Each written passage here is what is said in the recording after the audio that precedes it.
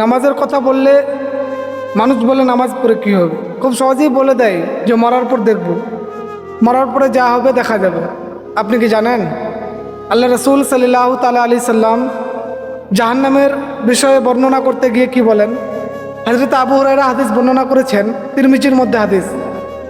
রাসূলুল্লাহ বলেছেন যে কিয়ামতের দিবসে জাহান্নাম থেকে একটি মানুষের আকৃতি নিয়ে জাহান্নাম থেকে একটি জিনিস বাড়াবে, যার দুটি চোখ হবে, সে ওই দুটি চক্ষু দ্বারা দেখবে। লাহা আইনানি ওয়া তুবসিরান, দুটি কান হবে,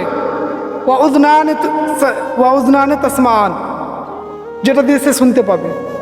ওয়া লিসানুন ইয়ানতিকু, তার মুখে জুবান হবে, সে বলবে। সে বলেছেন উকিলতু বিসালাসাতিন, তিন মানুষের উপর তাকে মুসাল্লাত করা হবে, তিন মানুষের উপর তাকে তিন মানুষের জন্য তাকে বার করা হবে। এক নম্বর ব্যক্তি সেই ব্যক্তি যে আল্লাহ ব্যতীত কারো কাছে চায়, মানে আল্লাহ ব্যতীত অন্য কোনো আল্লাহর কাছে চায়।